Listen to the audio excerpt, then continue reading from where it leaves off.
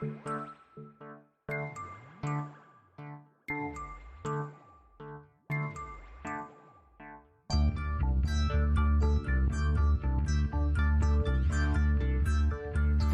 is Continuum Drag, a weekly podcast revisiting television sci-fi, fantasy, and everything in between. This week, Timecop, episodes 3 and 4. This paper hasn't even been invented yet. It's from the future. Our future. And whoever used it wanted to make sure it survived the trip back to 1956. 1957 picture of Rita, the DVD. This guy obviously wanted Logan to know he's there. Does this mean we have more than one stalker after Rita Lake? Welcome to Continuum Drag, the podcast dropping an anvil on retro sci-fi television. I'm Luke, here with my co-host Jordan. What's real, Jordan? Before I spill the beans, let me see the bread. Very authentic dialogue, huh? All of this is very true to the time periods they're coming from. Someone definitely sat in front of the Subliminator before they wrote it. Yeah, well done. It's a funny point about this show in particular is that, and maybe you don't agree with me, there is a sort of lack of specificity that I know this show didn't have a long run, but I think maybe they didn't look at it in terms of a long run, because it's an odd comment to make, but it almost feels like they're going to run out of time periods very quickly because of that lack of specificity. Do you know what I mean? Where it's like, because they go, I'm going back to 1926, but it doesn't feel like 1926. It feels like an approximation of the 1920s, maybe 1930s. You're like, okay, well, you can't go back to any time around there now because you've kind of done it, or we're going back to the whatever it might be. It's so non-specific that I feel like they would start feeling like they're doubling up on each other very quickly. This show's, well, it's not very good. I mean, maybe that's how you sum it up, maybe. Well, before we begin, Jordan, I thought we'd talk about the person created with, I believe it's creating Timecop for television at the beginning of the show, Mark Verheiden. Yeah. He's also, of course, a noted comic and film writer as well. Yeah, he's a bigwig. You know what? He reminds me a bit of, and I'm going to forget the guy's name, but you know, the Batman Begins co-writer who we've dealt with so often. Goyer? Goyer. David Goyer. His resume felt very Goyer-esque to me. And in some ways, I'm kind of partial to thinking this guy might actually be better than Goyer. Yeah. I mean, that's the thing with David Goyer is the longer time went on, you started going, he may actually not be very good. I mean, when we've encountered him, we've seen him make some pretty bad work. Yeah. Granted, that's what we mostly encounter, but still. Yeah, but what is what's his name? Kevin Mark Johnson? Verheiden. Yep. What has he been doing? Well, I kind of have written down kind of all of the franchises he's been involved with over the course of his career, and it is extensive. Okay. He's written for both Alien and Predator on the comic side. Right. For Dark Horse, I think it was. He's been involved in Superman, both writing comics and writing for Smallville, the television show. By the way, I've never seen him as a comic book writer. I'm sure he's done all these things, but I think he just never wrote anything that I was particularly reading at the time. I think it must be the case because he's done a lot of stuff. He's actually credited as one of the writers for the film The Mask. So he wrote an early draft of the script that I believe it's a story by credit he got. But so involved with The Mask with Jim Carrey. Right. He wrote an unproduced screenplay for the WB for Teen Titans, a feature film for Teen Titans. Mm-hmm. He has been involved with the Evil Dead franchise. He wrote the comics for it, wrote for the TV show Ash vs. the Evil Dead, and he's even written a Bruce Campbell movie. Wow. He wrote for the TV show Constantine. Okay.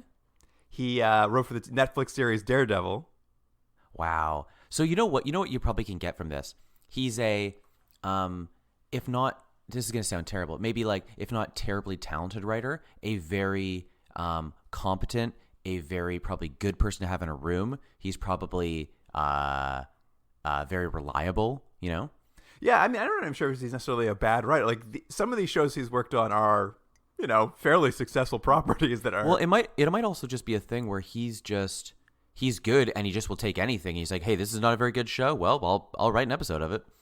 He's got so many more, Jordan. I haven't got. Okay. There's so many more. All your favorites are here. He wrote for Caprica, the Battlestar Galactica spinoff. All right, yeah. I never watched that. Well, we haven't watched it for the podcast yet. That's why. Right. He was a writer on that TV show Heroes, the superhero show. Uh-huh.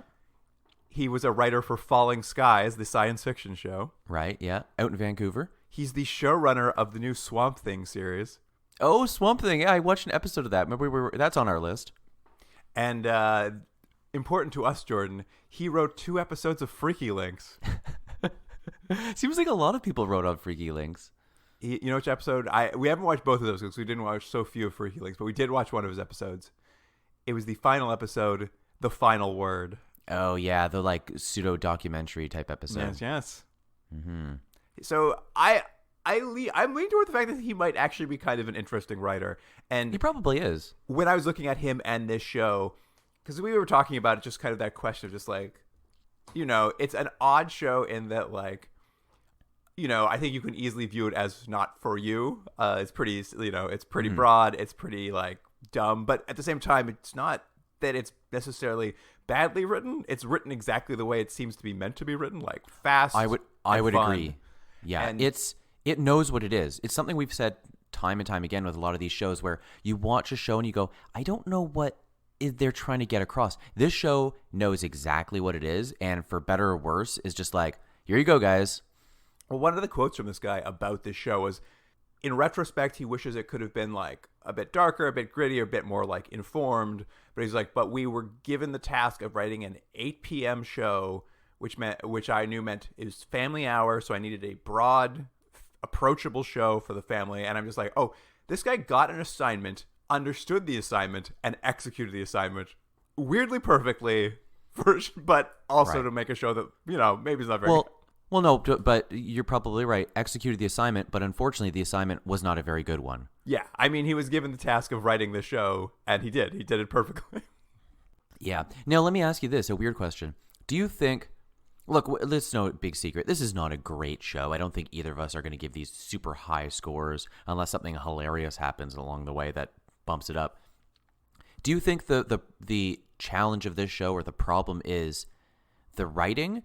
Or do you think it's the performances? Like, do you think the cast was well, cast? Do you think the actual overall idea of the show? Like, I'm not sure what it is that's like makes it so like. Bleh. I mean, I feel like it was brought forward for the television, for the network, and it's like what we want is an action show that like falls into that early time slot. And like, if you watch this, it's not that dissimilar to like VIP with Pamela Anderson or like any of these shows from the like mid 90s that were just like broad action shows. They move at a quick clip. The plot doesn't need to make a ton of sense, and you basically want like a pretty wisecracking person in your sort of lead role. Like it just feels like a perfect approximation of a like action show of this time period. Right. I do have to say though, it feels like the lead, Ted King, I think his name is. He does feel like a soap opera star. Doesn't he? Absolutely. I mean, and I think that's like, I think for the most part, the two leads, him and Hemmings, both feel like they would be as appropriate in an episode of Charmed as they would in a soap opera. Right. It's a very, I think it's capturing a very specific period of time and is really condensing the tropes of that time down. Like, it's science fiction in broad strokes only, but that's because it's just like, we're not getting bogged down in that kind of stuff. This is an action show. We're going to have a fun action sequence every 5 minutes, and it's just like pow, pow, pow. Right. Don't get bogged down. Let's keep going. I think you nailed it when earlier you said VIP. I think that is the tone and the level of, for lack of a better term, lack of maturity that they're looking for. It's like, we're not trying to do anything fancy here. We're just trying to entertain you for 45 minutes. I'm sure if we could pinpoint it, there must be a successful action show before this period that everyone is emulating that is this thing. It's like pretty people, lots of fast action, not a lot of like thought. Yeah. And I can't figure out what that show was, but it feels like there's a period of shows here that are all trying to emulate or capture something, and this falls perfectly into that category. Yeah, you're probably right. Yeah. I'll tell you what the show is not. It's not Timecop. All right, Jordan. Are you ready to talk about the third episode? Yeah. Here's the IMDb summary for episode 3, Stalker. Logan, bracket T.W. King, end bracket, is sent back to 1956 to prevent a stalker from killing an actress whose future son will be the 44th president of the United States. Obama. It's Obama's mom. It's all about Obama's mom this episode. So, hey, I got a question before we start, Luke, and you may not have the answer to this. I'm confused a little bit about the time travel in the show. Okay, go on. And what I'm not sure of is, do you think the time cops or anyone else traveling through time, are they immune to the changes that they may be creating? Thus, let's say it's what's the lead character's name? Johnny Fontaine. What's Logan. His name? Jack Logan. Jack Logan goes back in time. Let's say he accidentally pushes someone and they fall off a cliff and they die, and that person was supposed to be important because of blah, blah, blah. Does he then go back to the future and the future is changed, but he's exactly the same? Or is there the chance that what he may do may actually alter him? Like he may die because of something happened and then his mother was never born, or sort of thing. Does that make sense, that question? Yes, and I believe the answer to that question is yes, they are affected by the time change. And I can only say that for certain because if you'll recall in the previous episode, the younger version of the man got a scar on his face, or got a cut on his face, and the older version got a scar. Right. Okay. Implying that there's cause and effect in this time travel. Okay, that makes problems with this show. But anyway, as we've established, Jordan, the timeline is quite flexible. You can do a lot without breaking it. Yeah. Anyways, that's neither here nor there because we're in 1956 Hollywood. I know, we're really back in the 50s. An actress, Rita Lake, is hanging out with a mob bagman, Johnny the Chin. Yeah. By the way, I don't know why this didn't take place in the 30s because the actual plot and thing that they're trying to do makes much more sense in the 30s if they're doing like a film noir type thing, because it's the 50s. It should be in the 30s. Anyways. I mean, I think for this show, they don't have a lot of time. They're not doing a lot of research. For most of these shows, they're just like, you've seen a movie about old Hollywood. Just use all those tropes. Yeah, that's basically what it is. And it's like everyone's sort of wearing clothes that kind of are 1950s, but are also sort of anachronistic. Johnny the Chin wants to date actress Rita Lake, but she mostly just wants a ride home from the restaurant. That's right. Yeah. And after he drops her off, a mysterious man appears from the bushes. He's clearly from the future, but he's posing as a paparazzi, and he wants to take a photo of old Johnny Chin's. But what he does is he scans Johnny Chin's face and then steals his face and becomes him. So this led me to believe, by the way, Luke, that this takes place in the Tech War universe because we have the exact same technology, which is a morph mask. And this guy's actually from Tech War time period. But yes, I think that's what he needs to do. He scans a face and then he can have their face. Now, I don't know if this is always used to its greatest effect or why he needs to do this all the time. But how did he make it looked like he made his cigarette zap himself, didn't it? Well, this is what happens. After he steals the man's face, the man turns around to light a cigarette with his in-car lighter and he gets electrocuted. What we learn later, Jordan, and you may have missed it, is that there's a microchip inside of that Right. lighter. Oh, right. That's right. So he's killed yes. by a microchip electricity. So he planted that earlier in the car. Yes, this stalker has a long plan. He was like, I know they're going to get in a car. I'm going to somehow break in to where the car is parked, change this, let them go through their whole drive home, then get home, then have their interaction. I know he's going to be left alone because she's going to rebuff him. Then that's when I'll electrocute him. Yeah, that's when I'll steal his face and electrocute him. Yeah. That's so. In 2007, this of course sets off a tiny time ripple because Johnny the Chin wasn't supposed to die for 2 more weeks. I always like that they give themselves this out as if it's a real out, which is, oh, it's okay, you've killed a character because he was going to die anyway. But they're like, it was in a little bit of time. I'm like, but there's 2 weeks. There's 2 weeks of an effect that you're just missing. But they're like, no. Well, okay. in 2 weeks, he was supposed to die taking a bullet, protecting Rita Lake from a stalker. That's right. And it's very funny because, to your point here, when they find this out, the chief of the time cops is just like, I don't see the big deal. I'm not going to commit any resources to this. I don't see what the problem is. And then someone has to point out, it's like, oh, well, that actress, she's the mother of the 44th president of the United States. And he's like, oh, well, I guess we should do something. But I'm like, wouldn't you know that if a famous actress was also a very recent president's mother, wouldn't you know that they were related? Well, you would think right away if her name's Rita Lake, I think it is. Mm-hmm. You would think as soon as you heard her name, you'd be like, oh, the president's mother, that famous actress who ended up becoming like political royalty. Yeah, but he's just like, whatever. Well, it's very funny. But of course, that's why they're going to take care of it, because you can't risk the 44th president. I'll also note, Jordan, this is a huge side tangent, but I was trying to like timeline this out in my head. Because if we're assuming they're like, we have to save her because she's the 44th president, and you know, the chief doesn't immediately recognize it. So it seems like to me in the world of Timecop, the 44th president is a former president, right? I would agree. It seemed that way, but it's actually closer to our time period in real life. Well, in reality, the 44th president, Barack Obama, was elected in 2009, which is 3 years after Timecop is set. Mm-hmm. But that's not impossible. So I was trying to do the math on it. So I think the show is assuming that since it was written in like Bill Clinton's first term, I think it's assuming Bill Clinton gets one term. Yeah. And then the following president, let's say George Bush Jr., also gets one term.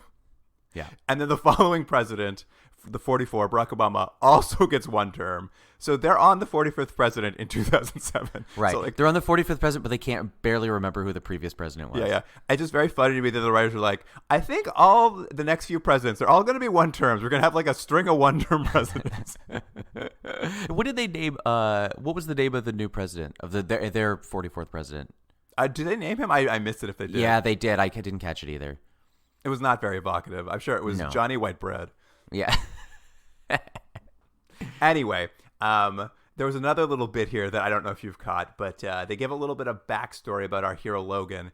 And Jordan, it's more evidence in my theory that you and Logan are the same person. What was it? I don't remember. They're talking He has trouble sleeping? They're talking about the backstory, but about Logan. There's a weird throwaway line about his backstory, but it's exactly the same as your backstory. Jack Logan was also dumped just before senior prom. You and Jack are the same person. Jake. That's okay. That is true. Thanks, Luke. Thanks for putting that in the podcast. Long work hours. Yeah. And dumped horribly just before prom. Yeah. And you all follow your instincts. Yeah. I could tell my prom story off. We'll make that a bonus episode. I think the only reason I know this story is because you teased it in a podcast and we talked about it. Oh, did I? About the spinning floor? Yeah, that's the one. Yeah. Jordan, and listener, you can't see this, but Jordan currently is wearing a very Jake Logan shirt. I am. But it's because I'm going to a pool party. So I think he doesn't go to a pool party. I think Jordan and Jake Logan are pretty close to the same person. We might be. He has much nicer teeth. This guy has distractingly perfect white teeth. Don't you find that? That's why I think he looks like a what do you call it? A soap opera star. I'm like, look at his teeth. He looks like a Crest commercial. We should look at his credits at some point. He probably did do some soaps. He probably did. He's just got that face. So there's going to be a scene coming up here, Luke, where we're now going to go. I think we go to. Is it her by herself in her home, old Rita Lake? Is she getting attacked now? No, it's quite a ways away because Logan's got to go back in time. He's got to jump in the time pod. And this time when he goes, we know he gets in a jet cockpit, shoots through a wall, and up till now this was so dumb. He seems to have fallen out of a place up till now. This time he just steps out of a mirror in a women's changing room while the lady's changing. And here's my note was, why is this happening? What's the point to this scene? It's not funny at all. It's like he comes out and she's like, "What's that?" And he's like, "I love your dress. Ain't I a stinker?" And then he like leaves. I don't get it. Just he's so suave. He's always stepping out of places. I like that he comes out of a mirror for some reason now. Yeah. But are they consistent with? Did he come out wearing the clothing? This time, no. When he steps out of the mirror, he asks her, "Where's the men's department?" Isn't it funny though that this show, similar to Automan, that's like a point they have to make sure they get. Like people need to know how this character gets the appropriate clothing. I'm like, who cares? I mean, it is funny, and I'll skip over this next episode, but in the next episode, he arrives, and he steals a suit off of a corpse at a funeral home parlor, is how he gets clothes. That was a question, because I was like, that could be what they were implying, but it was. It was. And I mean, correct me if I'm wrong, but I thought that suits you put on a corpse, I thought you cut open the back so you just slide over it. So his whole back end is hanging out the whole episode, right? Yeah. Yeah, you're like, you smell like embalming fluid. It's such an odd thing. Like, I get that they thought it would be a fun piece of fun and games for them to do, where he goes and has to find new clothes every time. But they don't seem to do it really. And B, like, if you were traveling, you know where you're headed, you would just dress that way before you left. Yeah, well, no, because they made a comment in the first episode that he had to be wearing the leather outfit as if it was part of the time travel procedure. But maybe I'm misreading it. Maybe, but then they sent that cop back and he was just dressed in his normal clothes. That's true. Yeah, that does break the theory. Although this is Timecop, so anything is possible because it doesn't really matter. It doesn't really matter. It's true. At any rate, Jake Logan, whatever his name is, he heads straight to the crime scene where he bumps into Detective Nolte, who's investigating the death of Johnny Chin. Logan, of course, finds the microchip immediately and knows it's a future death.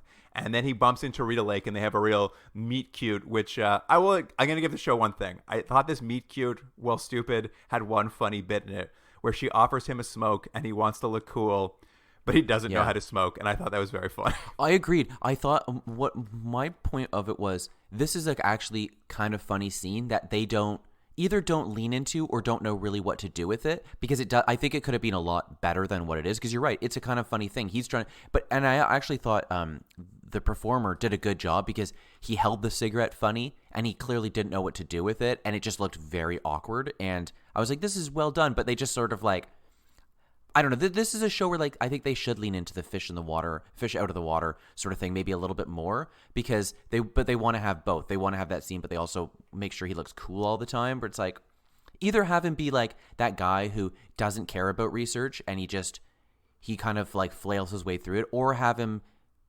actually have the information and be able to seamlessly move his way through these time periods. But they're just like, I don't know. One time it'd be funny if he didn't know to smoke.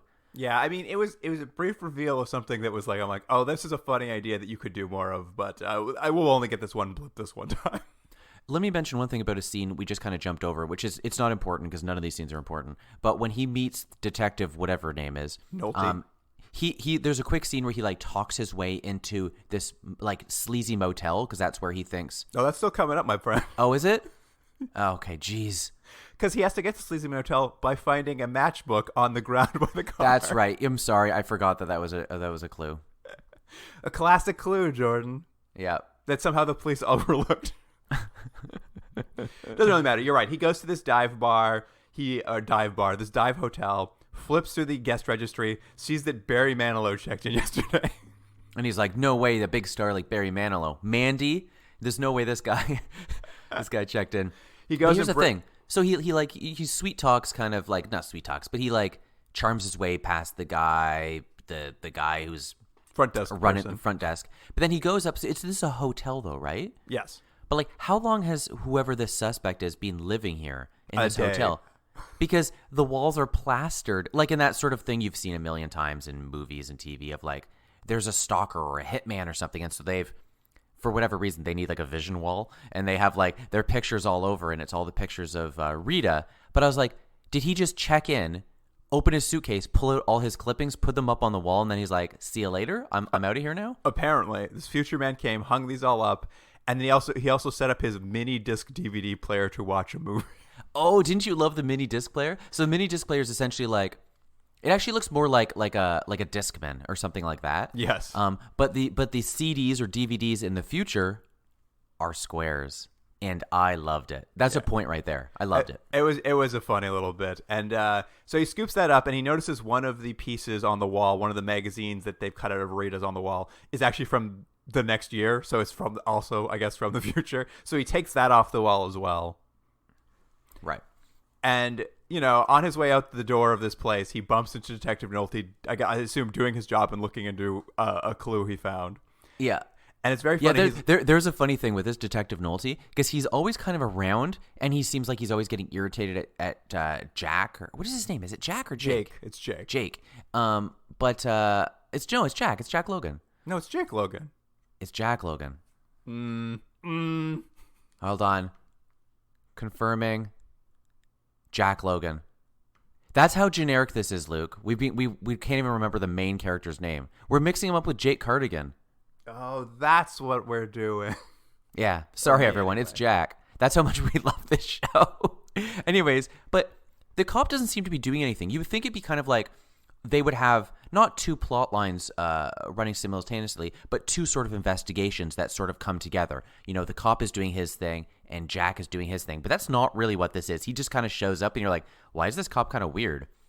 Yeah, I mean, it's an odd thing. And what I like is Jack Logan is immediately like, hey, cop, let me show you this stalker's room I found, which I thought was very funny of him to do. To be like, check out this crime scene I found. Very suspicious.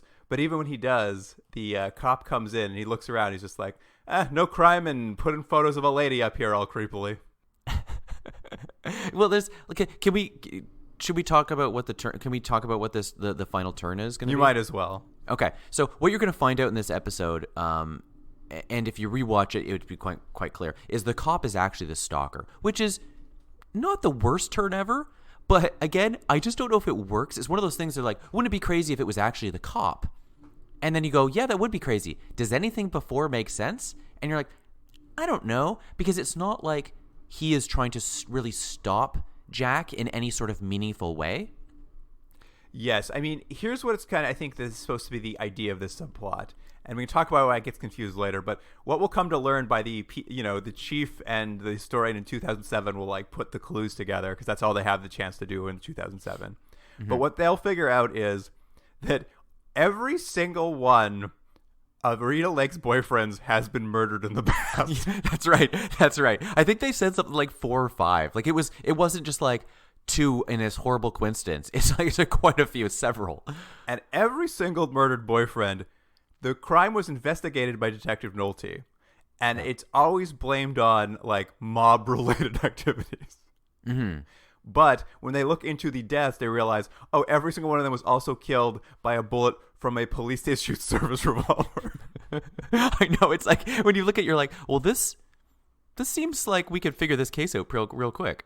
Yes. So that's why he's not particularly upset by finding this additional stalkers involved, because he's like, well, I'm the real stalker, so who cares about this new guy who just showed up? Yeah, exactly. But it also makes it confusing. At first, yeah, well, I was going to say, because I thought at first, when I watched it, then you find this reveal at the end, I was like, wait a minute, was that his plastered wall? I was like, oh no, it was the other guy's plastered wall. Yes, it makes it confusing because now there's a stalker from the correct time period, but there's also a stalker from the future. Yeah. At any rate, when Logan left that crime scene, he took the magazine that was from next year so that they wouldn't find a future thing, and he takes a DVD player. And in one of the pieces of the show that I actually thought was like, one of the better uses of time travel they've done, he goes to a bank, he gets a security deposit box, he puts it all in the security deposit box, and that's how they get the evidence in 2007, which is fine. I think that's a fine technique. I actually, you know what? We probably didn't talk about this much more in the very much in the previous podcast. I think the idea of them sort of sending stuff to the future, like sort of like what would end up being like old antique and type sort of stuff, or the idea of when they kind of occasionally cut to the future that they're sort of investigating and seeing things change, like newspapers and stuff. I think there's a cool idea there. They just don't really do anything with it, and there's something not quite right, and the scenes are so fast that it's just like, oh yeah, we have these characters, and they go, hey, look, a newspaper. Anyways, back to it. And you're like, well, there's something kind of cool here that of like maybe like them also piecing together stuff, and they can try to send information back to the past. Almost like, in a way, when we watched Sleepwalkers, there was a similar sort of idea of people going into this dream state, and there was someone watching the dream state, and they were sending information back and forth. That was done with a silly little hand module type thing. But it's the same sort of idea, and it also kind of doesn't work. I mean, it's an interesting rule they haven't quite landed. Because, like, yeah, this is the case. Maybe that's what it is. He puts it in the security deposit box and then takes out a personal ad that's a coded message to the future, which tells them where to go get the security box. So they get all this stuff. They realize, there's someone from the future. Now in the past, they're also tracking. One of my favorite scenes is they're like, oh, that magazine cover of Rita Lake was actually a reprint.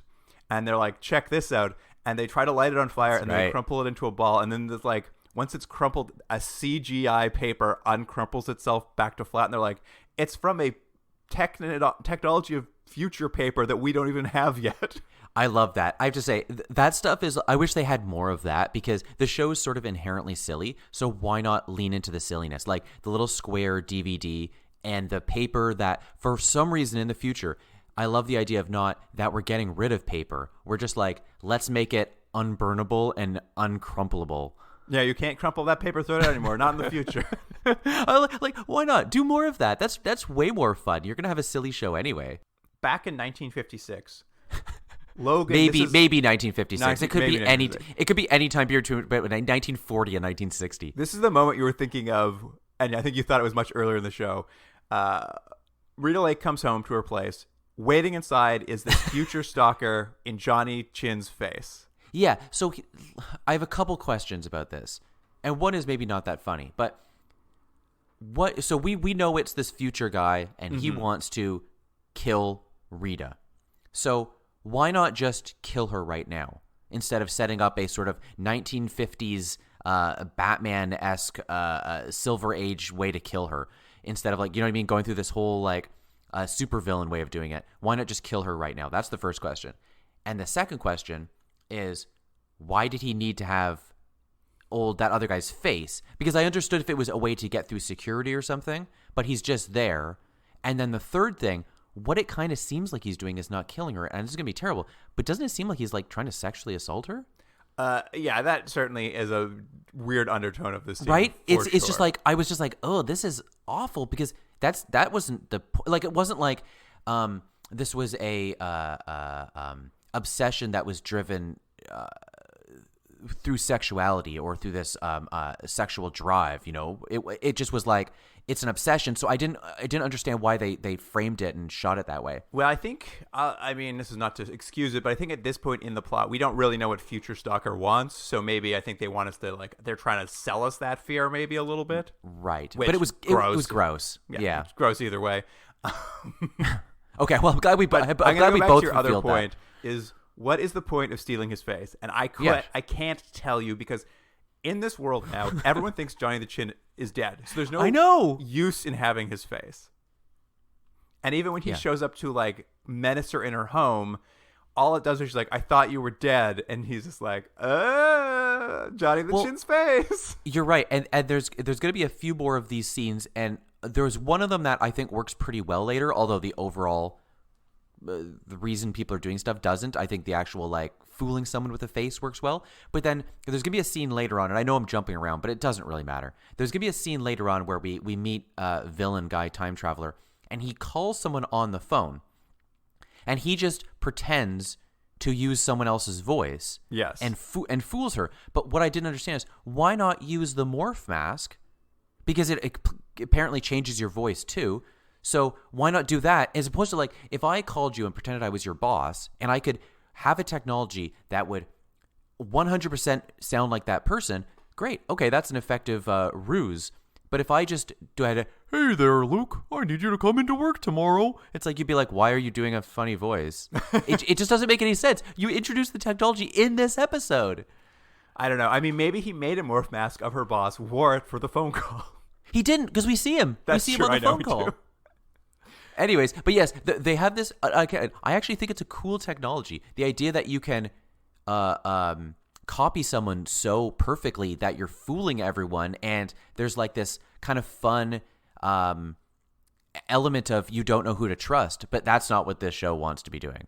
It's very funny, and it's like I think it's a great thing that Timecop does, is that it just, like, introduces a thing that you think is going to be very important. And, like, it sort of seems like it is for a hot second, and then it just goes away and never talks about it again. It just goes away, yeah. But Rita's saved because Jack Logan shows up, interrupts, gets in a big fight with the Future Stalker. How did Jack get in, by the way? He just busted through a door. He was gonna do that either way. He was just gonna walk into her home. Yeah. And when the Future Stalker runs away, he pulls off his fake mask, and it's revealed that it's Jack's arch nemesis from episode 1, Ian Pascoe. He's back, the greatest killer of all time. Okay, there's a couple things. I feel like I can't remember who the actor is. I feel like he's doing the best that he can with the material, and he's trying to bring some sort of not manic energy, but something a little off kilter is what he's kind of chewing. Like, the guy's a little bit quirky and weird, and it's okay. But didn't it feel like we should have waited a few episodes before we brought him back? Because it was like he was in episode 1, then not in episode 2, Now he's back in episode 3. And I was just like, oh, I thought we were going to have other kind of time crimes in a slightly different way that we were going to deal with. I was also surprised they went back to this continuity so quickly, but I guess that's what they're doing. I'm not sure either. I will agree, though. The actor's making some strong choices, which I appreciate him doing. Yes, I just don't know what exactly it is. Well, I think someone told him, you're the Hannibal Lecter of Timecop. Is that what you think it is? He's really chewing the scenery every moment he gets the chance to. Yeah, there's a sort of, it reminds me a little bit of, do you remember the guy when we watched that X-Men type show? And old, remember what was that X-Men show called we watched? I remember it was Class. them. No, whatever. That was and that guy was doing like that almost Jim Carrey-esque impersonation. It's like a light version of that. Yeah, it's weird. It's an odd show. But I here's the thing. I think the actor was told something, and he's just like really leaning into it as hard as he can. I think so too. Again, another guy who like might feel more at home in a soap opera. Right. Anyway, the point to this is they have a fight, and the guy knocks Jack down. I think they push over a couch or something, and he gets away. And by the way, on my count so far, is Jack has pretty much lost every single fight. He's like the Worf of this show. But anyways, I like that the guy runs away, and then he just like hides behind a bush to take off his morph mask, and then he like gets away. And there's a scene that came up right after this, which is we kind of go to commercial, and then we come back, with, for whatever reason, Lucille Ball and Marilyn Monroe are talking as they walk down to a Just studio have a little lot. chit chat through the studio. And I guess the point is, my note was Hollywood, because I guess that's what you're supposed to get. Well, no. What you're supposed to get, Jordan, is every episode there needs to be someone famous from the past you recognize, and we haven't had that yet. Right. Yeah. Because in this one, they won't interact with anyone famous. They're like, we're missing it. We need to show someone that people know from the time period. And we're like, what if Marilyn Monroe and Lucille Ball were chatting about her marriage? Yeah. Anyway, so that happens. Jen, you made a good point a second ago. I'm just going to go back to you really quickly. Jack Logan has never won a fight? I don't think so. Man, put that in the column of Jordan and Jack have a lot in common. No. I think it's been well established. I can talk my way out of most of those things. Remember the wedding we went to recently? I talked my way out of getting beaten up at that one. Well, we'll put that as a maybe on the category. But yes, I apparently am. Me and Jack Logan, or as we call him, Jake Logan. We're very similar people. Anyway, but you're right. What we're seeing is Logan's taking Rita to the studio so he can keep an eye on her as she's shooting her new film. Mm-hmm. When he gets there, he sees a paparazzi he met earlier. The guy waves him over and is like, Logan, I've got a great tip for you about her stalker. Meet me at the Starlight Bowl at midnight, which is exactly what happened in the Misfits of Science. It was, wasn't it? Someone was like, meet me at the Starlight Bowl at midnight. And they go to a bowling alley. I was blown away. That's funny. But you're right. This is Logan goes, meets this paparazzi guy, pays him a wad of cash, which I don't know where he got that wad of cash from to pay for this tip. But well, again, you would think there would be a scene like, or almost like a suit up scene every time they're going to go to the past. They'd be like, here's your shirt, here's a bunch of cash, here's some information you need before you go. And they kind of hinted at the first episode with what was the machine called that gives you the Subliminator. Right. But they've never really gone back to that. They're sort of like, we've established it. Boom. That's what happens. But you think there would be that scene where, like, not that the audience is going, how does he have cash? But it's just, it would be as useful as some of these silly scenes they do where they're like, hey, Jack changed newspaper. Anyways, it's like, you're wasting time anyway. There's no time on the show to explain anything, so it's just so funny. It doesn't stand up to any scrutiny as a result. I was thinking, too, I'm like, wouldn't it make sense also that if they're wouldn't the time cops just have a safe house in every era, and then you could just go get like a wad of cash at it? That's actually a really good idea. That would be fun. Whereas, yeah, that's a good idea. That would be a better show, Luke. That would be a better show, wouldn't it? Yeah. Anyway, the paparazzi is immediately shot and killed with a laser gun before he can tell Logan about who's going to kill Rita. And who's shot him? But Ian Pasco's arrived, and he's just toting around that giant laser shotgun he always has. Yeah, and he's just like blowing everything apart. And it's shot in that not great action way that TV from this time period is shot. But it's a fun kind of somewhat fun thing where he's shooting bowling balls and stuff, and then Jack is kind of runs down the lane and hides behind whatever that mechanism is that picks up the He bowling literally pins. dives through all the bowling pins in a strike motion. It's dumb, but actually it was one of the funner scenes because like Jack's throwing bowling balls at him, he's blasting them, like he's destroying. Like Ian Pasco does not care. He's just blowing everything up in his bowling. And we do get a scene here where he's talking to Jack while he's shooting stuff, and he mentions his motivation because we as a viewer are worried as to why he's doing this. And again, what he says is, "I am the greatest killer in history." Yes, That's why. I should kill the greatest actress in history. Yeah, that's basically his point. A little bit later, he'll revise that to say, "Also, I want to kill the president." Right. But for what reasons? For what purpose? We'll never know. Yeah, but I like that right after this, Jack leaves the bowling alley. Just runs out. Yeah, and the cop's there, and he's like, "Hey, what are you doing?" And he's like, "Oh, nothing." He's like, "Well, let's go back in." So they go in and just see all the like horrendous damage that's happened. And the dead paparazzi. Yeah. And like then Detective Nolte basically arrests Logan. I mean, Logan has to punch him in the face first to make a point. Yeah. But well, they have a scene where like he punches Jack, and then Jack punches him harder, and you're like, "Oh, I guess he's tougher." Exactly.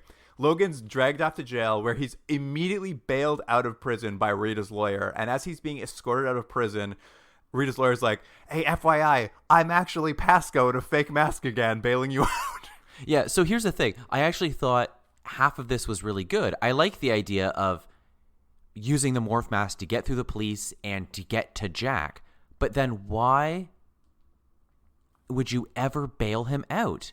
Your only problem in time right now is having Jack chase you. He's in jail. They've taken it care of for you. Why would you go and get him out? Ian Pasco says very specifically he wants Logan to be free so that he can see him kill Rita. It's very important to him that Jack watches. Okay, sure. Ian's got a lot of very specific things he wants, but he can't explain why.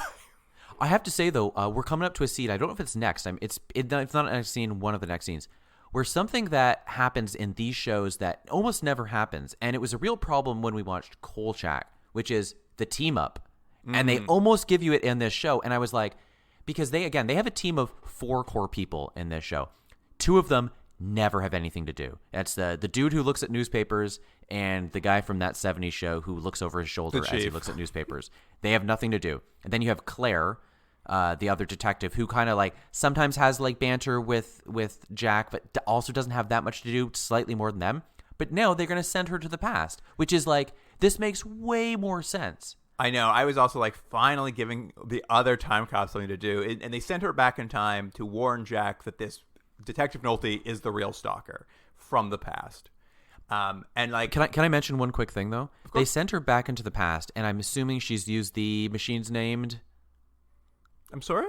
What's the machine they go through? It gives them information in their brain? The Subliminator. That's right, the Subliminator. I assume she went through this process as well because she's a big advocate of it.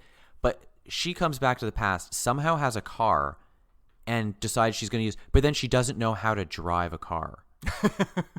It's like a scene. It's not even a scene. It's like the end of the scene. The joke is like she doesn't know how to use the stick. But I'm like, but why would she get in that car then? Or why wouldn't she have that information? Anyways, it's played for laughs, but it's literally the end of a scene. Just as she can drive off, you're like, isn't it funny? She doesn't know how to use the clutch. Yeah, I mean, she comes back to give this warning, and then she kind of gets put to work, I guess. By which I mean, she goes to check out this Detective Nolte by showing up and like flirting with him at work. And he likes to be flirted with, so he leaves her in his office alone, allowing her to go through his desk and start fiddling with his gun. Yeah.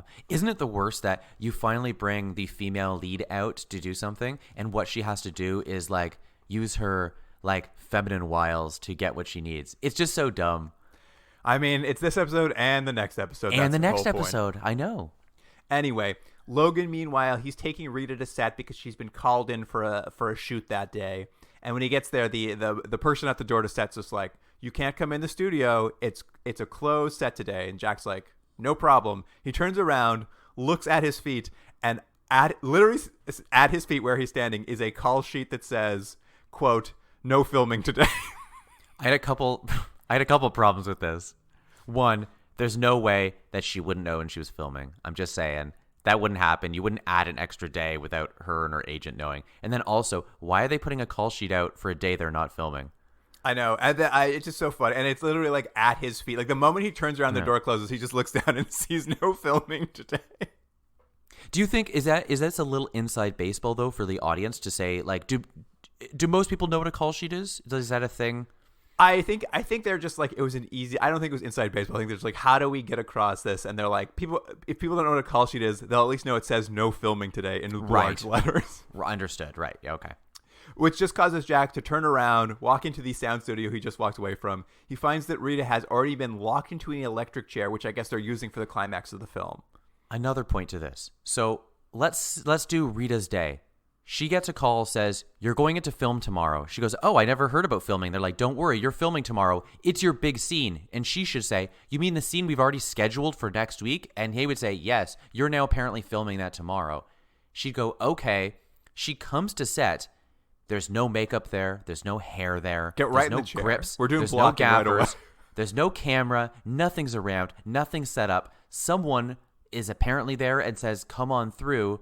Sit down in this prop chair.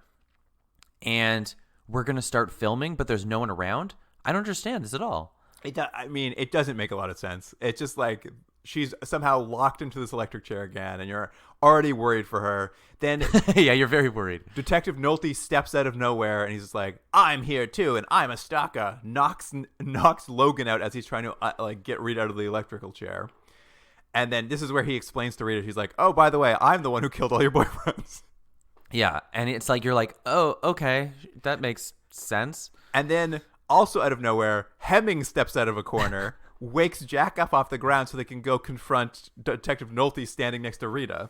And as they do that, Pasco then steps out of another corner of the soundstage. Yeah. So it's so funny. Logan goes in, Nolte appears. He gets knocked out, Hemmings appears. They get back up, Pasco appears. It's just like all these characters just start arriving for no reason. And Pasco, of course, reveals he's like, I strapped Rita in the electric chair because I'm going to be the one who kills her. Kills her for dead. He's like, and you know how I'm going to do it? And I'm like, you're obviously going to electrocute her. He's like, no, look up. I've strapped a actual safe above her head like an Acme cartoon that I'm going to drop on her noggin. He's Wile E. Coyote. It's so crazy. It's so But I funny do love, to me. I laughed at the same thing.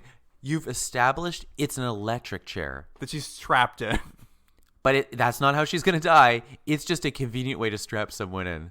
I was so funny. And honestly, this is the point. I'm just like, you guys should just really lean into this because this is like National Lampoon level of like bizarreness. Yeah. Yeah. It is. It's just, yeah. And someone knows at this point that they're making a cartoon. That's what this show is. Yeah. Yeah. It's a Mad Magazine about something. Anyway, Nolte's annoyed. Detective Nolte's annoyed because he wants to be the one to kill her. So he pulls out his gun and just like shoots her in the head immediately.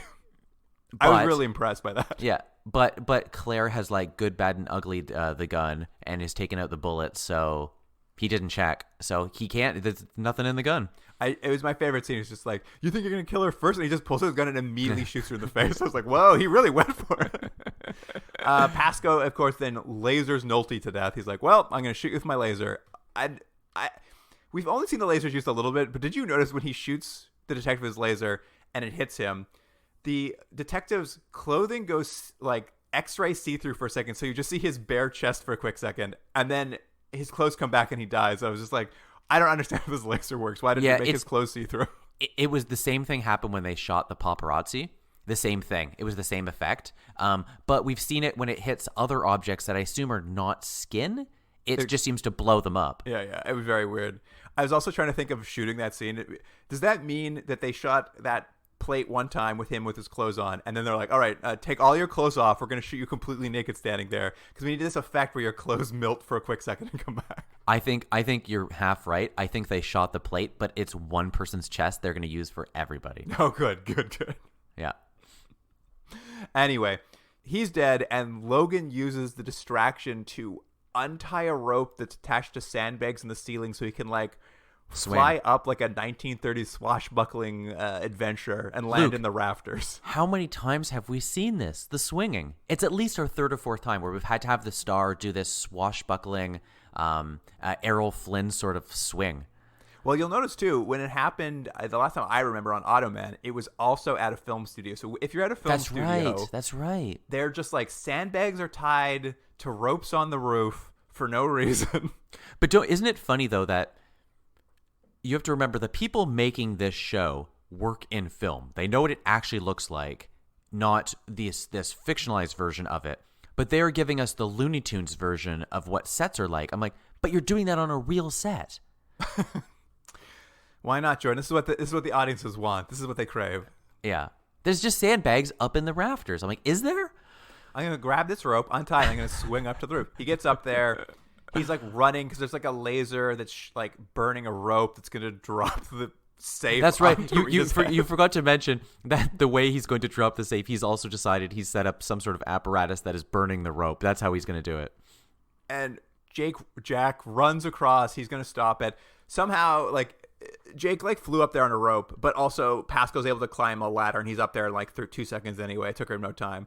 They like fight on the catwalk. Pasco gets thrown off the catwalk and knocked unconscious on the ground. Jake knocks the laser out. Rita's saved, and not only has he saved Rita, they've also captured Pasco because he's unconscious on the ground. So Pasco gets to be arrested as well. Yeah, and then we go like really quickly. They sort of wrap things up, which is like Rita tells Jack how much she likes him. He's like, "Sorry, babe, I gotta go." They like kiss. Yeah, he's got a job out of town. Yeah. So by the way, that's 2 to 3 episodes where he's kissed the lady from the past, which seems inappropriate. Then we cut to quickly Claire and Jack are watching one of Rita's movies. The one she was shooting at the time. Yeah. And they like the ending, and the movie has a very dark ending of her getting killed. And then they're eating popcorn, and Jack is very pleased because he sees somehow, in a bizarre way that I don't know how it would work in this world, the movie is dedicated to Jack. So let me just ask you, the actress had this traumatic thing happen where she found a stalker and stuff. So she said to the director and the producers, I would like to dedicate this movie to this guy, Jack. And they would say, no. No, they're like, yes, where would you like the dedication? She's like, as soon as the movie ends, the first thing you see is dedicated to Jack Logan. They're like, I'm sorry, union rules say that the director has to have their name first. She's like, no, it says dedicated to Jack. She's that powerful, man. She's that powerful. And it was just like, it's one of those things where like, I get it's a funny kind of silly scene, but it's also like, doesn't this raise questions of history that people have been wondering who this Jack is? Anyways, it doesn't matter. Then we get to see Pasco. It's not a good name. It's like Bosco. Pasco's in like a... he's in time jail. He's in time jail. No, they have a name for it. Temporal detention facility is what they call it. Anyways, he's there. It's like a big white room. It's actually pretty spacious, but it's like a fishbowl. It's got glass all around so you can see him and like observe, I suppose. But he seems to have like a bed and a couch and a desk. Like it's pretty roomy. Yeah, and he's also watching the same movie, and he says, I like my ending better. Yeah. And that's the episode. Well, Jordan, let's move on to the next one. Here's the IMDb summary for episode 4, Public Enemy. Mm-hmm. No summary available. Yeah, fair enough. I did get one though, Jordan. Don't worry, from Wikipedia. Oh, okay. Don't move on yet. You want to hear this, don't you? Yeah, I do. You've let Pasco get to you, Logan. He wanted me to catch him in 1956. That's the only way he could travel back here and get his watch. I suppose biting off that guard's thumb was just part of his grand scheme. He just did what he needed to do to bypass security. I'm telling you, he's got a plan. Don't put him on a pedestal. He's just another temporal sleaze. This one's different. No, you just think he is. Jack, you're the best I got. But I can't afford to have this guy do a shake and bake with your head. Ian Pasco escapes from his cell and kidnaps Hemmings to ransom her for his time watch, demanding that Logan meet him with it in 1928 Chicago, where Al Capone and Elliot Ness also become involved. Now, weren't you a little disappointed they were continuing this serialization? I don't want it for the show. I don't want serialization at all. I thought it was insane that they went like, pilot, establish a long-running villain, second episode, standalone, and the next 2 episodes are like all serialization. Like, so I'm like, it's so confusing to like go no serialization and then all serialization so hard. Yeah, I have a feeling, and I could be wrong. I have a feeling for episode 5, Pasco won't be the villain. Yeah, I think they'll go back to that too. But it was such an odd choice to be like, yeah, I don't know. I couldn't figure it out either. I thought it was very strange. So we find out that Pasco, I guess, has lung problems because he needs a puffer at all times, which you knew was going to be, even for a show this dumb, you knew was going to be a plot point because it was too in your face. Like he's constantly smoking a puffer, or not smoking, using an inhaler over and over and over, and you're like, I guess this is going to be something. Yeah, it's picking up right where the last episode left off. Pasco's in time jail. A psychiatrist is coming by to evaluate him, except that Pasco received a letter while he was in time jail. Yeah, this was done so weirdly because it's like confusing. They're like, you got a letter. Who's the letter from? And I was like, but you would have seen it come in. But then we see that the letter has been cut for like confidentiality. Like little holes have been cut out of the paper. Who did that? Did he do that? I think Pasco's like, I cut all these holes out of it. But they're like, the psychiatrist point is like, but the letter was gibberish to begin with. Like it didn't mean anything. Yeah. And we just want to know why you got it. And he's like, I'll show you why I got it. He crumples it into a ball. It's not one of those future papers that uncrumples itself. Shoves it into a glass of water because the ink is treated with ammonium nitrate, which causes a big poisonous smoke cloud to come out so he can puff on his inhaler and survive it. Somehow the inhaler is a way for him to not be affected by the toxins of the fumes, so that knocks everyone else out and he's able to escape. Because the guards like rush the jail cell. He gets out and basically it's just to get Pasco out of time jail very quickly. He got a weird letter that is actually a poison bomb, and now he's free. Now, hey, I'm not an American, so I don't know my amendments as well as they do. He mentions at one point that he gave the idea of the Fifth Amendment to Thomas Jefferson. Which is the Fifth Amendment? Is that the couldn't tell you. Is that the one where you don't say anything that could incriminate you? Is that the Fifth Amendment? I should really look that up. Let's find out.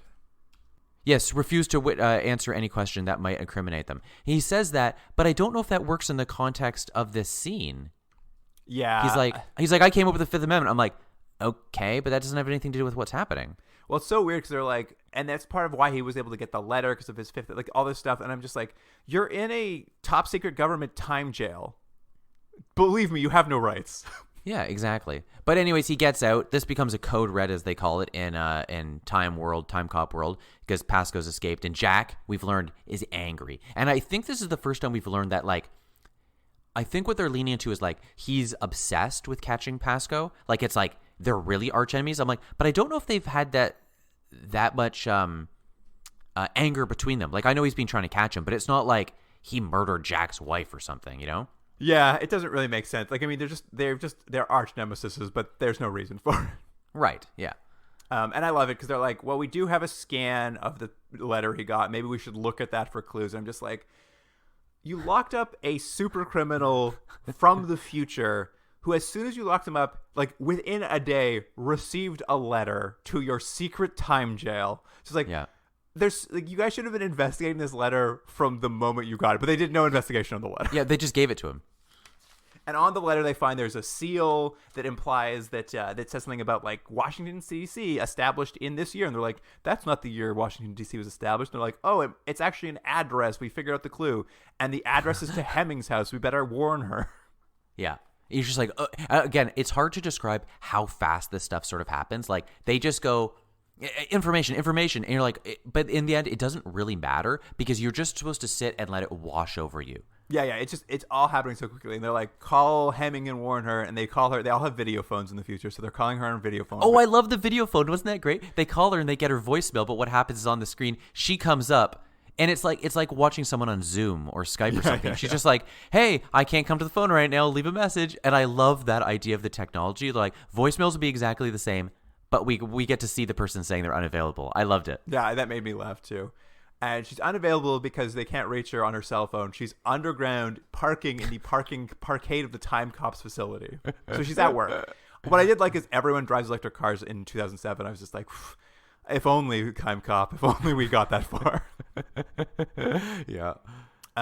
She parks her car, she gets out, and Pasco is in the trunk of her car. Yeah. It's because it's like they're always at all times, they're swimming away from a shark, this show. They're always in a rush, so they're just like, don't worry about it. He's in the back of her car. You're like, but that raises a lot of questions. Like, don't worry about it. It's done. It's done. He takes her hostage. They go into Timecop's HQ. He's just like, you give me back my time-traveling pocket watch that you took from me in the pilot, and I will give her back. But first, send me to Chicago 1928. That's where we're going to meet for the exchange. Yeah, and I like there's a whole thing like you missed the scene where I guess they like strap them in and stuff. And Yeah, we don't see all of that. Yeah, actually, so we do see them. We do see them in the thing, spot. but we missed the scene before where like they get in and like get their helmets and whatever and go through it. None of it matters. We pop to Chicago, 1928, and get to find out that Ian Pasco created the man we know as Al Capone. He was just some schlub before, but played by John Kapelos. He introduced Capone to bootlegging and basically made him the man he became, and hence Al Capone is under Pasco's thumb. It's weird because there's this weird dynamic they're trying to establish, which is Al Capone, a famous figure from history, a famous powerful mobster. He's not that powerful when it comes to his relationship with Pasco because he feels indebted to him. But I'm like, but it doesn't. I don't know why that would still last. Like, so it's like, oh, you helped me establish what I am. It's like, but why would he have to act so subservient? You would think he'd be like, yeah, great, you helped me. I'm the big guy now. Go away. Yeah. It doesn't really make sense. It does feel like, why wouldn't you just murder this guy then? Yeah, but because he's like very not cruel to him, but it's like he bullies Al Capone, and Al Capone just takes it for reasons. Yeah. Turns out Al Capone was very easily bullied. Yeah. Anyway, Logan goes and gets the watch out of the vault so he can like do the trade. And there's like a weird thing. Steals the clothes from the dead guy. Steals the clothes from the dead. And there's a weird moment where they're like, I had to wake up a senator to get approval to get this. And he says, don't mess it up. And I'm like, you had to wake up a senator to get the thing out of the... I don't understand how this works. They mentioned that things get like specific time things they pick up, like time objects, get put in a very specific high security lock. Mm-hmm. And to be able to get it, you need to go through some bureaucracy, and the bureaucracy is several levels, and I guess it goes up to the Senate to be able to access this thing. But it's like it's not really world building, it's just a weird line of dialogue. Yeah, it's very weird, especially like it's just like, and he says if you mess this up, he won't let you take anything out again. Like that's the only consequence. Yeah. Yeah, Jack heads to 1928. He goes to Union Station at midnight to do the exchange for Hemmings. And, of course, classic swap scene, right, where they're like, I've got the watch. And, like, Jack recruits some bag guy who's just like, and that guy will walk it over to you and you hand it off. But before the handoff can happen, Elliot Ness jumps out of a chair and tries to arrest Al Capone. And basically, it's the whole thing goes awry. Logan and Jack are fighting. It all goes wrong, basically. Now, this scene here, and it really sort of established something for me, and I think they kind of lean into it through the end of through the run of the rest of the episode. They're really trying to be the Untouchables, right? Because there's a lot of even scene is shot in that way, of that sort of like the end of that movie with the baby carriage running down the stairs and the close-ups of the wheels and the slow-mo. They almost do a replication of that here. Jordan, if you're not sure about that, at least 2, maybe 3 lines of dialogue are, I know, he thinks he's untouchable.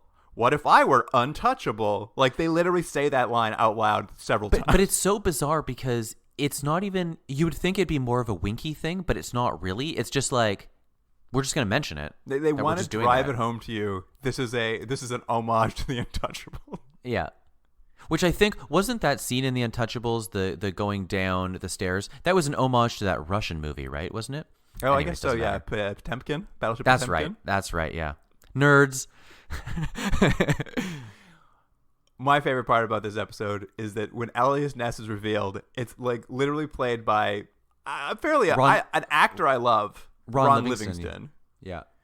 And it's so bizarre to see him in this show because he's like in my opinion, a quite talented actor who's been in some like legendary stuff. And he just pops up as this like small character, which is even more bizarre because the relationship he has with Logan for the episode is like big brother, little brother, where Logan's teaching him about police work and Logan kind of treats him like he's a loser But not only Logan, the show treats him like he's a loser. And I wasn't sure to what effect. They sort of have him come out and instead of being like, he's sort of green and sort of aggressive. They do kind of mention that, but it's more that he's like a bumbling fool, and I didn't know why that was the reason. Yeah, they sort of say in the line just like he's quite young is the idea, but he looks the identical age to Jack Logan. So it's so weird watching Jack like be the big brother in this, especially when and Jack, the actor playing Jack Logan, I think is doing exactly what this character in this show is supposed to be doing, just handsome leading man, but he's acting against a guy who's it's just so bizarre. It makes the whole thing so bizarre to watch. Just I'm we're supposed to think that Ron Livingston is a worse version of Jack Logan. Yeah. Yeah. And it's they play it out through multiple scenes. It doesn't really matter. They have this running joke that Jack keeps making him pay for things. And I thought it was going to be a thing because he actually didn't have the money. But it's just he's teaching him how to deal with stuff in the 1920s. He's the rookie. He's got to pay. It's just stupid. Yeah. Anyway, Logan is perpetually the first thing they do is they're let's find out more about what's going on now that you've blown my trade off, and they go talk to a shoe shine guy there who knows all the gossip, and Jack shows them, this is how you get information from the streets, and I'm just how would you know any of this, Jack? You're not even from this time period. And I'm gonna mention something that's maybe an uncomfortable thing. Is this our first character person of color in 4 episodes? It very much might be. Yeah, and they're a shoe shiner. What they learn is that what they learn is that Pasco, whenever he comes back to this time period, once a year or so, he always goes and hangs out at speakeasies, and people know him as the Traveler. So Ness I thought it was the tourist. Oh, maybe it's the tourist. I think it's the tourist. And Ness is well, I have memorized all the names of the speakeasies in Chicago, and he starts railing off a list of names of speakeasies. And when he says one of them's called the TikTok Club, yeah, Jack's well, that's where he's going because it's a time pun. Yeah, it's but that's this show. You're just that's it. They just don't have time. This show's not about investigating and figure stuff out. They're just makes sense. Well, truly, they're Pasco's whole character trait is if it's anything to do with a time pun, that's where he's going to be. Yeah, and he is. They go to the speakeasy. Logan tells Ness to wait in the car because he's a cop and he'll never get into the speakeasy. Not like Logan, who looks so smooth and of the time period, he'll get lit in no problem. Yeah, that was the thing, right? Because you don't actually see him getting into the club, but they have the scene earlier where he's you can't get in because you're a cop, and he's yeah, you're right. And then we just have Jack in, and so they imply that Jack can he sort of seamlessly blends into his surroundings. But I'm does he though? He's a man with spiky, greasy hair from the 90s. He certainly does not blend into any 1920s surroundings. Yeah, yeah. Anyway, he goes in, he finds Pasco. Pasco's there with Hemmings. They're watching some jazz singers or whatever. Mm-hmm. Oh, and there's a line here. Pasco does a line here, and what it reminded me of is, and I'm sorry, I can't remember the name. We watched that show where the guy can imagine up the robot that eats cars, the dinosaur. And there's a almost very, very similar line in this episode to that show, which is that the magical man in that show, he's I saw this happen and the pyramids get built and I saw this, and it's sort of trying to establish that he's this watcher type person who's been around for so long. And they do the exact same thing with Pasco, where he's you wouldn't believe what I've seen this and this and this and this, and it just was so eerie how similar that was articulated. Yeah, he's trying to show Logan that he is a much bigger threat than he realized, because he's seen dinosaurs. He saw T-Rex bite a dinosaur, something like that. He's seen the walls of Jericho fall, and he's gone to the future and watched the world end. He's seen it all basically, and so he's a much bigger bad than Jack realizes basically. Right. But he's angry at him anyways. It's we didn't need this because Jack already has this grudge with him for reasons. Yeah. At any rate, Jack does the swap. He gives him the watch. He gets Hemmings back, and unfortunately for Pasco, he's not very good at doing a swap, doing one of these criminal swaps, because he steps outside the TikTok club, looks at the watch, and it says Detective Elias Netz's watch on it. That's the thing. It's you think when they gave the swap, he'd look and open the watch and be this is not mine. Yeah, this doesn't do time travel. I can tell right away. Yeah, it doesn't look the same. It's clearly a different watch. But he's left the club already, so he can't go back in. Thankfully, though, Elliot Ness is outside, and he's just pulls out a gun. He's I'm arresting you. And Logan's or Pasco's just great, you're my hostage now. Let's go. Yeah, he pulls a gun on him. He's you're under arrest. And he's basically nope. And he knocks the gun out of his hand. He's no, you're under arrest. I was oh, okay. So nothing has changed. Basically, what was Hemmings had been the hostage before, and now it's just Elliot Ness is Pasco's hostage, and they still need to swap this stupid watch. But again, the hostage is to no effect. You know what I mean? Dragging the show forward. Yeah, it doesn't matter. There's no consequences at all of any of these kidnappings. Well, the whole thing is just like they don't want Hemmings to get killed because she's a character. Now it's like, well, we can't let LNS get killed because he's whatever. It's just driving the show forward, whatever. Yeah. Hemmings at this point is like, well, we have to figure out where Pasco's taking Ness. So she goes back to Capone, the man who was holding her hostage, and does a whole scene where she also seduces him. Yeah, because she's a woman. And anyway, that gets Capone to like tell her, oh yeah, his secret hideout is a clock shop because time. Yeah, that's the information. She was like, they're basically sweet talk him, and he'll drop the information as to where he would go, where his secret place is, and that's what that scene is about. Yeah. They drive over with Capone to the clock shop, and then to get Pasco to like come out of the clock shop, they just hold the horn down on the car, and Pasco's like, "Who's making all that racket out?" He literally just like it's the most obvious trap that he just walks outside. He's just like, "What's all the racket out here?" Luke, in that way, I'm more like Pasco because I would have done that. If I'm sitting there and trying to do work and someone's just laying on the horn, I'd come out and be like, "What's happening? Stop." He doesn't expect anything. They step outside. Of course, Logan and Hemmings now have Tommy guns, so they're like, "We got you, Pasco." Yeah. But Capone interferes. He like jumps at one of them. He pushes the car door open and it knocks Claire over. Yeah. Pasco runs away per usual, and Jack has to chase after him. Yeah. It's a way to separate everyone is what it basically is. So Pasco runs away. You have Jack chase him, and then we get a quick scene where Claire beats up Al Capone. So you know she's not just a damsel in distress. She's actually pretty cool. Yeah, but you know it, Jordan. You know she's pretty cool. Yeah. Logan and Jack end up fighting on the side of a building on a fire escape, per usual. They're always fighting on the side of something. Yeah. In the fight, Logan somehow drops the time-traveling pocket watch. It falls to the ground on the several stories below, opens up, and opens a time portal. One of these time holes opens up. Pasco falls off the side of the building through the time hole to escape, and for whatever reason, the watch is also pulled through the time hole. It's just like you're gonna cut seeing it get for some reason pulled in, and Logan has escaped, or Pasco has escaped again, and I was shocked. I thought for sure they were gonna wrap up this Pasco story, but I did too.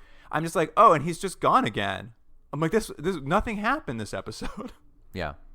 Well, that was the thing. The whole point of this episode is sort of like a continuation of the last one, which is like, now we're going to catch him after all these dastardly deeds. But it's like, nope, we're just going to keep him going because we're going to bring him back in a couple episodes. He's just back gone again. And then Logan goes back to Hemming. She's free. She's freed, or what? I don't know, whatever. Ness is back. Elliot Ness has been saved. They're standing over Capone's body, and he's like, I can't arrest him. He's unconscious. He hasn't done anything wrong. You're the ones who kidnapped him.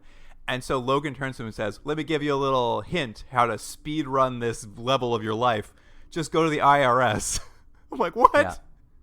Yeah. It was very like Star Trek 4, where they're like explaining to the guys about, well, I can't remember what it was, but it was Scotty and Bones are explaining to the people the technology. They're like, because they just needed it. And it was like kind of funny in that because you didn't have to worry about the consequences. But it is, they're just like, yeah, here, IRS. I'm like, so you guys are just as bad as the villains.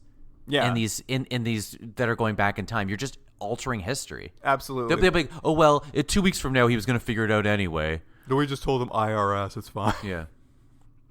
And then they head back to 2007, and they're like, well, I guess Pasco's still in the loose. Yeah, he vows to catch him. Yeah. There is a B plot, not really a B plot, but like a subplot going on that I haven't talked about, which we can kind of cover now because it's all tied together, and it's what's happening with the chief and the historian back in 2007, kind of what they're up to. Mm-hmm. And because Pasco got that strange letter that they never investigated coming to prison, they sort of look into where did this letter come from? And I mean, to be fair, that's right. When Pasco shows up at the police station, he very clearly gives them the answer. He gives a hint. He's just like, yeah, I got that letter 13 years in the making. And I'm like, oh, it's his young self, his 13-year-old self from 2017. And eventually these two figure it out. They're like, oh, it must have come from his 13-year-old self in 2007, which they're like, how did that happen? That's insane that happened. And they start looking into newspaper clippings from Chicago, and they start seeing that there's photos of Pasco hanging out with Al Capone. They're like, that's weird. Shouldn't that have triggered a time ripple? And they start looking at all of these events. They just start looking at newspaper photos of every important event from history. And Pasco is in all of them. Yeah. And they can't figure out, because again, in this world, when something is changing in time or something is altering the timeline, they call it a ripple. So they're confused as to why they're not getting ripples, because he's clearly been traveling way more than they can track. Yeah. And basically they have what I think is the most interesting idea of this show, which I know it's completely incapable of pulling off, but what they're basically put together, and they say out loud, it's just like, we can't even like, because they're like, maybe we should send people back to all these periods to stop him. And they're like, and the historian's like, we can't. Like, Pascoe actually has shaped and created the entire history to 2007. Like, he's too integrated into the timeline. Yes. He's affected all the outcomes that led us to where we are today. Yes. The history we have now is because of Pascoe. So we can't adjust it, because to take him out is actually to change what our world is. So, it is an interesting idea. So drastically. And I was just like, what an interesting concept. And that's why I was waiting. I'm like, okay, well, they're going to address this episode, and then just Pascoe disappears again. And I'm like, yeah. I was just like, this is a really interesting idea that I'm very curious to how this works and like what you're going to do about it. But I'm just like, what a weird, the show's so weird. Like, it's just out of nowhere, they just drop this line and then don't do anything to deal with it. Yeah. And then that's episode. And I'll be honest, it's a weak episode, if not only because of that, but just because they're just like, there's no real ideas. The ideas they have, they're just like, eh. Yeah, I mean, like, let me put it this way. Like, we had a whole episode where he got caught and brought back to the future and put in time jail. I'm like, oh, that's a real progression of this character. Like, we met this arch-villain, now we've captured this arch-villain. Like, what are we going to learn about him? And the next episode's like more about this arch-villain. But the entire episode is just to reset the status quo of just putting him back in time. Like, agreed. Technically nothing happens this episode. He just gets that watch back, which he could have just made a new watch. I know, I agree. It's like a not so much a standalone episode as like a coda to the previous episode, where you're just like, oh, I guess the other episode could have just been a couple minutes longer, and we could have just don't catch him. If you didn't want him to be caught at the end of the last episode, like, it seems so weird for us to have a whole episode that was based around him getting the pocket watch from the pilot back. Yeah, I'm like, well, because again, that's it. You put him into this temporal prison. Why not just have him in there and have that be something? Yeah, where he's like controlling stuff from in there. Who knows? Or like make him your Hannibal Lecter. You go visit him to talk about time criminals, or like your what's that show, Blacklist, with what's his face in a hat. Yeah, what's his face? Fast Times at Richmond High guy. Yeah. But I don't know. It was such an odd episode. Judge Reinhold. No, that's not right, is it? Isn't it Judge Reinhold? Blacklist, the one with the criminal mastermind in a hat they're talking to. What's that show? Yeah. Isn't it Judge Reinhold? Isn't Judge Reinhold dead? Am I? Hold on. No, it's the guy from like Sex, Lies, and Videotapes. Yeah, wasn't it? Oh, James Spader. Who's Judge Reinhold? Judge Reinhold, isn't he isn't he like Eddie Murphy's buddy in those cop movies? Beverly Hills Cop? Why did I think it was Judge Reinhold? Oh, yeah, I mixed those two people up. They're two different people. Anyway. I'm glad we got to the bottom of it. Well, we cut this out. People are going to love it. Yeah. But yeah, that's those two episodes. I mean, I'll give this to Timecop. It is nothing if not perpetually baffling. It is. You're not really sure what to make of everything, but again, you sort of nailed it. This encompasses a very specific time period in television that is hard to replicate, and it has its own sort of tone and its own sort of feeling to it, and it's just very late 90s TV friendly action fun shows that are meant to be fluff and meant to just you sit down and it happens. Yeah. Well, let's rate them. What do you think? All right, let's do it. Well, what would you give the first episode of this like two-parter, Stalker? The very authentic take on 1950s Hollywood. Honestly, Stalker was like, it was not much to go by. I don't know. I didn't care. Like, it was a boring episode, I found. Yeah. I don't know. It just like, I don't know. I'm going to give it a 2. Yeah.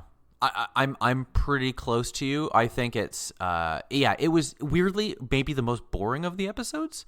And it just was like, it just kind of happened. I'm going to give it a 3 out of 10. I think it would have been better if Rita Lake had been an actual celebrity, that we could have at least watched them like butcher their legacy. Yeah, I guess they were going for like a Rita Hayworth. Was that what it was supposed to be? Something like that, I'm sure. Yeah. And then there's Public Enemy.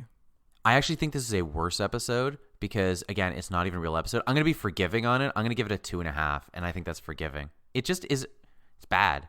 Here's what I'll say. It is a worse episode plot-wise and like what it means to, like, it all feels like there's no reason. But I will say there are like a couple things that like the Pasco guy is just absolutely chewing the scenery in this episode. They just let him loose, and it's so bizarre to watch. Like, I don't know what he's doing, but he's just like, he's really swinging for the fences for no reason. And I really liked when they're like, Pasco is like, I like the idea they introduced that Pasco is from he's like that introduction. He is I'm like, history. This villain is now much more interesting to me, but like, why aren't we doing anything with him? So I'm going to be, I think, so as a result, I was more interested in this episode because it was more baffling to me. But it was, I think technically is a worse episode than the last one, but I'm going to go slightly higher and give it a 3. Right. Well, we're pretty close to each other, though, because these are not good scores. No. I mean, this is a bad show. No, here's the thing. There's been shows we've watched that are probably technically better, and there's more to kind of chew on, and there's some more ideas. Again, this show is nailing what it wants to be. It's just that what it wants to be is a quite dumb show. I think sometimes when I watch it, I'm like, if someone was in the right mood, this would probably be kind of fun and funny and stupid to watch. But it's just like, I'm not sure. They're always not quite. They don't quite get there. It's not quite campy enough. No, that's what I mean. It's like, if they're gonna go for it, just go for it. Like little square CDs and silly little things like.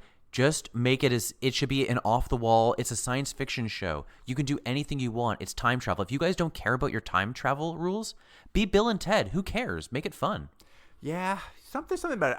Yeah, your results may vary on this one. I don't know what to do about it. Well, I guess that wraps it up, though, eh, Jordan? I think we've probably destroyed the show enough. So, listener, if you want to get a hold of us, you can get a hold of us at continuumdrag@gmail.com. That's the email. And on Instagram and Twitter, we will have clips from these 2 episodes. I'm going to put up that soliloquy where he talks about all the dinosaurs he's seen. Yeah. I've seen the dinosaurs. I went to Mount Everest, and I don't know why that was a time thing. Watch the world's light fade away. Oh, that's right. That's why he went to Everest. That was the greatest spot for that. And, of course, we'll be back next week with more Timecop, I think. So, listener, we'll see you then. And, Jordan, I will see you next week. Yeah. Something. Timecop. Bye. Bye.